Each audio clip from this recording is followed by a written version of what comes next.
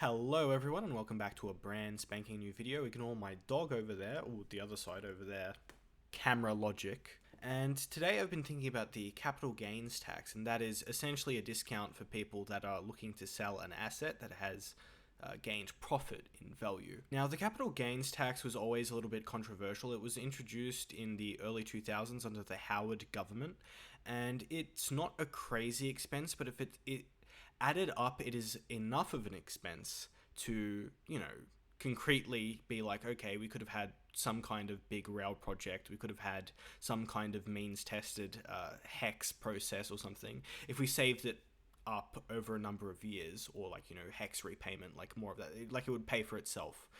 Instead, we chose to give money to people that hoarded their wealth in assets like housing, which isn't too productive. Like, sure, you want to incentivize building, but if you just create a system whereby it's so easy to accumulate multiple properties and just sell them at will, and buy up supply and things of that nature, and passed with negative gearing, whereby an individual, essentially the taxpayer, bails them out. These two policies passed together are absolutely monstrous when you're talking about a housing affordability.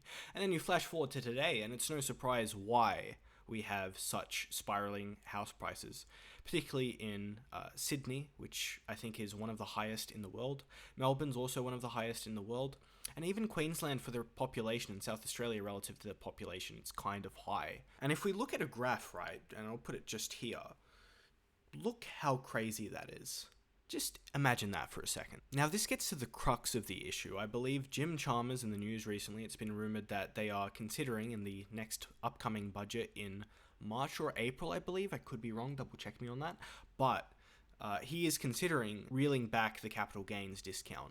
Now, I think this is a great idea. I think it's going to save a lot of money, considering we had a deficit just last year. And look, I'm okay with paying down unnecessary expenses if they're warranted, right? If they're not affecting people that are vulnerable, people that need it, then I don't see much of a cost to eradicating or replacing or reallocating funding to a stupid policy which has caused so much damn damage. I also, at the same time, am cautious and cognizant of the fact that in 2019, when Bill Shorten ran, he was meant to win that election.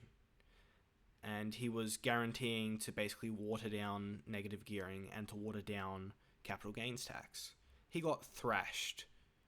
He went up against one of the worst Liberal governments, a rotating spiral of hell, Abbott to Turnbull to Scott Morrison, and he still couldn't win. It was meant to be an unlosable election, right? Scott Morrison wasn't a good leader, Malcolm Turnbull was pretty unpopular, and Abbott was also pretty unpopular, and yet there was still not enough momentum, because what Labour found in their own review, particularly with regard to negative gearing, but I think to some extent also, I could be wrong, but I would imagine it would also, part of it would be, because part of the campaign was focused on capital gains tax as well. And what they found too, most interestingly, was that it wasn't necessarily wealthy people that voted against it. It was middle class people that they were expecting to gain that voted against the negative gearing changes.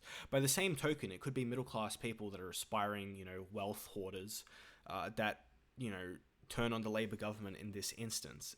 And that's something to be cautious of. At the same time, though, I do personally believe the Albanese government needs to put their hat in the ring on something. They need to change the nation in some important ways in terms of, controversial, I know, but wealth taxes. The fact of the matter is the country's become a cesspit for retirees, whereby the taxpayer bails them out, whereby they get a lot of benefits, negative gearing, and, through their 40s, 50s, 60s, particularly boomers, right? They had so many transfers of wealth from working people to them so that they could re-hoard and reinvest wealth. And now we get to the point where the mortgage costs and things of that nature have gotten so high to where it's just unaffordable for most people. Even wealthier people, they can't buy anymore. They have to downsize, or they have to go somewhere more rurally. The same kind of standard of living when it comes to housing, from my understanding, used to be in about the 70s, 3 to 4 times the average income. You reallocate that today, it would be about 300 and something K, to now about, 7 to 9 times the average income, about $1 million roughly in every state. Not if Sydney's lost, okay, so don't even think about Sydney. But The fact of the matter is, these policies aren't good. These policies need to change, and even if the Albanese government loses some political capital, considering they won like 94 seats in the last election, you have capital to lose, and if you're not willing to spend it, then maybe you shouldn't be willing to govern. If you're just going to play it safe every single time, and I'm not saying government shouldn't play it safe. You obviously should. You have to maintain and stay in government for some time. You need to pick your battles, right? Also, I've seen people kind of frame Albanese as the new John Howard in the sense that, oh, well, he's governing so he gets in government for a longer extended period of time. And that may be true, right? He definitely is a more cautious leader. He kind of tests ideas in the general water on news and stuff before he actually goes ahead with them.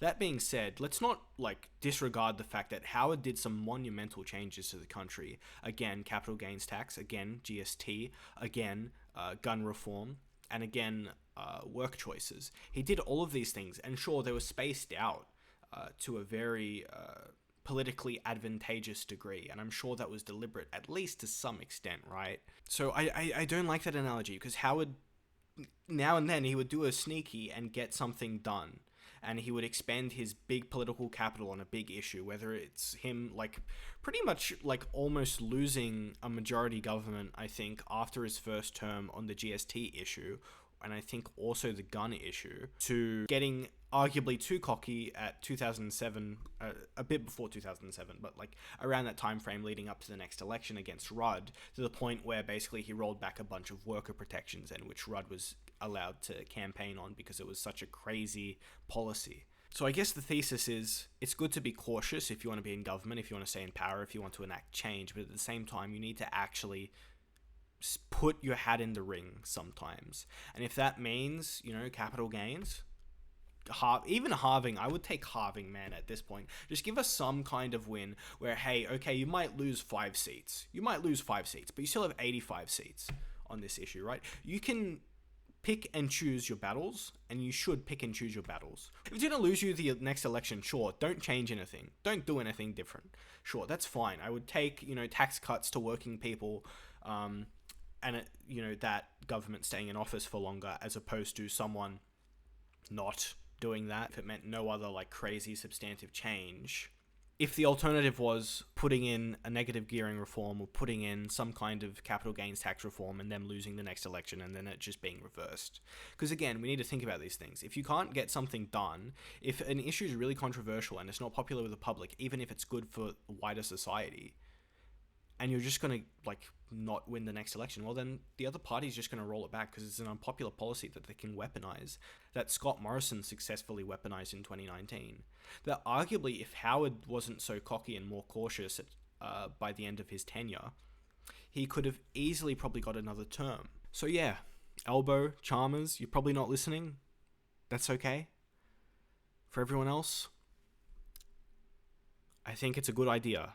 I think they're obviously testing it in the waters right now, the Labour government, but at the same time, it does worry me that they take a more cautious approach, and I think it's just as easily not to go ahead, this reform, as it is to go ahead. And I think I would even argue on this way of it not going ahead, unfortunately. Perhaps the Albanese government is a little too cautious right now, but I mean, what do they have to lose? They'll probably lose a few seats. They'll probably lose a little bit of vote over this issue, right? It's a bit controversial. People want their wealth. But at the same time, it's 94 seats, man. What are you going to lose? So yeah, that's my little political rant on this issue. Thanks for watching, guys. Remember to like, comment, and subscribe. Bye.